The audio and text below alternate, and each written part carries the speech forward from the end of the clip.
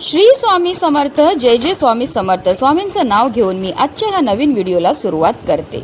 दरवर्षी आषाढ महिन्यातील शुक्ल पक्षातील पौर्णिमा तिथीला गुरुपौर्णिमा साजरी केली जाते. यंदा 29 जुलैला गुरुपौर्णिमा साजरी केली जाईल. या पौर्णिमेला व्यास पौर्णिमा आणि वेद पौर्णिमा या नावाने देखील ओळखले जाते. गुरुपौर्णिमा ही गुरु आणि शिष्य यांच्यातील पवित्र नाताचे प्रतीक आहे. या दिवशी लोक त्यांच्या गुरूंकडून मिळालेल्या ज्ञानाबद्दल आणि मार्गदर्शनाबद्दल आदर्श आणि कृतज्ञता व्यक्त करतात. आषाढ महिन्याच्या पौर्णिमेला येणारा गुरुपौर्णिमा हा सण वेदव्यास ऋषींच्या स्मरणार्थ साजरा केला जातो. प्राचीन आख्यायिकानुसार वेदव्यासांचा जन्म याच दिवशी झाला होता. त्यांना महाभारत आणि विविध पुराणांचे लेखक म्हणून आदरणीय मानले जाते आणि वेदांचे 4 भागांमध्ये विभाजन आणि संकलन करण्याचे श्रेय त्यांना दिले जाते. महागुरु म्हणून ओळखल्या जाणाऱ्या या दिवसाला त्यांचे आशीर्वाद घेण्यासाठी अत्यंत शुभ मानले जाते. वेदव्यासांच्या कृपेने अज्ञानाचा अंधार दूर होतो आणि ज्ञानाचा प्रकाश एखाद्याच्या जीवनात प्रवेश करतो असे मानले जाते. असे मानले जाते की या दिवशी पवित्र नदीत स्नान करून दान केल्याने पापापासून मुक्ती मिळते आणि धनसंपत्ती वाढते. गुरुपौर्णिमेच्या दिवशी गुरुची पूजा करणं खूप शुभ मानले जाते. या दिवशी उपवास आणि पूजा केल्याने अक्षय पुण्य प्राप्त होतं. शास्त्रानुसार या दिवशी भगवान विष्णू, माता लक्ष्मी यांच्यासह भगवान सत्यनारायण यांची कथा सांगण्याला विशेष महत्त्व आहे. गुरुपौर्णिमेच्या दिवशी मातीची भांडी, पाणी, धान्य, हंगामी फळे, कपडे, धान्य, मिठाई आणि गूळ इत्यादी दान करणं अत्यंत शुभ मानले जाते. गुरुपौर्णिमेच्या दिवशी जर आपण उपवास केला आणि सेवा केल्या तर त्यामुळे आपल्या कुंडलीतील गुरुग्रह हा बलवान होतो. तसेच पितृदोषापासून सुद्धा आपल्याला मुक्तता मिळते. गुरुपौर्णिमेच्या दिवशी गुरुतत्व अर्थात ईश्वरी तत्व नेहमीच्या तुलनेत 1 सहस्त्रपटीने जास्त कार्यरत असतात आणि म्हणूनच प्रत्येक जण आपल्या यथाशक्तीप्रमाणे गुरुपौर्णिमेपर्यंत काही जण 21 दिवसांची सेवा करतात किंवा 11 दिवसांची स्वामींची सेवाही करत असतात आणि म्हणूनच आपल्याला प्रत्येकाला गुरुपौर्णिमेपर्यंत लिखित नामजप हा करायचा आहे. लिखित स्वरूपात नामजप कसा करावा आणि लिखित स्वरूपात नामजप केल्याने आपल्या जीवनात काय बदल घडतात याबद्दल सविस्तर आणि अतिशय महत्त्वाची माहिती मी तुम्हाला या व्हिडिओमध्ये देणार आहे. तर व्हिडिओ पूर्ण पहा आणि जर तुम्ही माझ्या चॅनलवर नवीन असतील तर चॅनलला सबस्क्राईब करा आणि शेजारी बेल आयकॉनसुद्धा प्रेस करा, जेणेकरून तुम्हाला माझ्या नवनवीन व्हिडिओचं नोटिफिकेशन हे मिळत राहील आणि तुम्ही एक पण व्हिडिओ मिस करणार नाही. आणि कमेंटमध्ये श्री स्वामी समर्थ किंवा श्री गुरुदेव दत्त लिहायला अजिबात विसरू नका. आपण दररोज नामजप करत असतो तेव्हा आपलं लक्ष नामजपाच्या संख्येकडे जास्त असतं आणि असं नामजप खरंच देवांच्या चरणापर्यंत पोहोचतं का हे आपल्याला कळायला हवे. आपण किती नामजप करतो त्यापेक्षा पूर्ण श्रद्धेने आणि मनोभावे करावा. आपण जेव्हा नामजप सुरू करू तेव्हा आपल्याला भगवंताला सांगायचे आहे की मी नामजप करत आहे, तर आपणच माझ्याकडून हा नामजप करून घ्यावा. हा नामजप माझ्याकडून चांगल्या रीते होऊ दे. या नामजपामध्ये कोणत्याही प्रकारचे विघ्न येऊ नये अशी मी प्रार्थना करते. अशी प्रार्थना देवाला केल्याने नामजपामध्ये कोणत्याही प्रकारचे विघ्न येत नाही. जर तुमची बऱ्याच वेळापासून एखादी इच्छा आहे जी काही केल्याने पूर्ण होत नसेल, अर्थात जर तुमच्या जीवनात आर्थिक समस्या असतील किंवा मानसिक समस्या असतील किंवा शारीरिक समस्या असतील, तर संकल्पयुक्त नामजप केल्याने निश्चितच आपल्या त्या नामजपाची शुभ फळ प्राप्त होईल. आणि जर तुम्ही गुरुपौर्णिमेपर्यंत ही लिखित नामजपाची सेवा केली तर निश्चितच तुमची जी पण इच्छा असेल ती स्वामी महाराज पूर्ण करतील. तर लिखित नामजप म्हणजे काय? तर जो नामजप आपण करतो ते वहीमध्ये लिहायचे. या पद्धतीमध्ये आपण पहिला नामजप उच्चारतो आणि मग तो लिहितो आणि जेव्हा आपण लिहिलेले बरोबर आहे की नाही हे पाहण्याकरता त्यावर दृष्टी फिरवतो. म्हणजे एक नामजप लिहिताना आपले 3 वेळा स्मरण होते.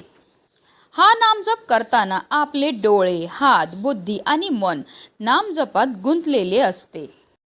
त्यामुळे नामजपाच्या वेळी आपले मन इथे तिथे भरकटण्याची शक्यता कमी असते. नामजप लिहिलेल्या वह्या घरामध्ये ठेवल्याने ती वास्तू शुद्ध होण्यास आणि शुद्ध राहण्यास मदत मिळते. नामाची गोडी लागण्यासाठी आरंभी नामजप हाताने लिहिणे, पुढच्या टप्प्याला तो मोठ्याने म्हणणे आणि मग नामजप मनातल्या मनात करणे, अशा पद्धतीने नामजप करता येतो.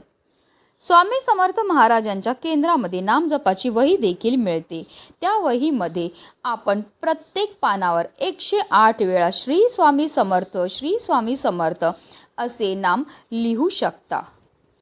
आता जर तुमच्या इथे स्वामींचं केंद्र नाही, तुम्हाला वही नाही मिळाली, तर तुम्ही एक नवीन कोरी वही घ्या आणि त्या वहीवर सर्वप्रथम आपल्याला श्री गणेशाचे नाव लिहायचे आहे आणि त्यावर नंतर आपण 108 वेळा श्री स्वामी समर्थ, श्री स्वामी समर्थ असे नाम लिहायचे आहे. पण हे नामजप करण्याचे सुद्धा काही नियम आहेत.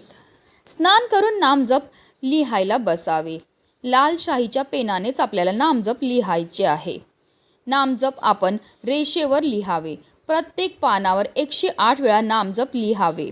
अपूर्ण पान लिहू नये. तसेच नामजप लिहिताना सुद्धा आपल्याला श्री स्वामी समर्थ, श्री स्वामी समर्थ नामाचा जप आपल्या मनातल्या मनात करायचा आहे. नामजप कोणत्याही भाषेत आपल्याला लिहिता येतो. तसेच लिखित नामजप वही योग्य जागेवर ठेवावी व पाने खराब करू नये. नामजप वही पूर्ण झाल्यावर वहीची पूजा श्री स्वामी समर्थ महाराज देवभ्य नम असे म्हणून अक्षदा, हळद, कुंकू, गंध, फुले, नैवेद्य, साखर अर्पण करावी. आणि जर तुमच्या इथे स्वामींचे केंद्र असेल तर ती वही तिथे आपण अर्पण करावी. आणि नसेल तर तुमच्या घरी वही ठेवली तरीही चालेल, कारण ही आपली संपत्ती आहे. आणि जर आपण अशा पद्धतीने नामजप केला तर आपली प्रत्येक इच्छाही पूर्ण होते. लिखित नामजप हे कोणत्याही वेळेला केले तरीही चालेल, म्हणजे सकाळी करा किंवा संध्याकाळी करा. फक्त 12 ते 12:30च्या काळात करू नये, कारण ही वेळ श्री स्वामी महाराजांची, श्री दत्तगुरूंची भिक्षेची वेळ असते. आता ही सेवा कोण करू शकतं? तुमच्या घरातील लहान लहान मुलांपासून ते मोठ्या लोकांपर्यंत सर्वजण ही सेवा करू शकतात. फक्त त्यांना लिहिता येता आलं पाहिजे, किंवा ही एक वही घरातल्या सर्वांनी मिळून पूर्ण केली तरीही चालेल. अतिशय उच्च कोटीची ही सेवा आहे. ह्या सेवेचा लाभ खूप पटीने आपल्याला मिळतो. यंदा 29 जुलैला आहे गुरुपौर्णिमा आणि या काळात आपण जी पण सेवा करतो ती फलदायी ठरते. आणि म्हणूनच आपल्याला या काळात जेवढी जास्त सेवा करता येईल तेवढी जास्त सेवा ही आपल्याला करायची आहे. जर तुम्हाला मासिक धर्म असेल तर या काळात तुम्हाला लिखित नामजप करता येणार नाही. तसेच सुतक सुएर असेल तरी सुद्धा लिखित नामजप करता येणार नाही. आता जर आपण लिखित नामजप करत आहात आणि जर आपल्याकडून एखादं नाव चुकलं तर खोडायचं नाही, तर आपण नवीन नाव त्याखाली लिहायचे आहे. वहीमध्ये खाडाखोड करू नये. तसेच वहीचे पाने पलटवताना बोटाच्या मदतीने पान पलटवायची आहेत. थुंकी लावून पान पलटवू नये.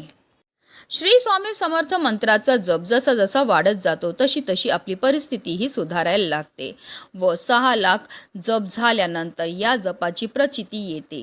पैशाच्या समस्या असतील किंवा मुलांच्या काही समस्या असतील त्यात सुधारणा दिसू लागते आणि चेहऱ्यावर दैवी तेज दिसू लागते.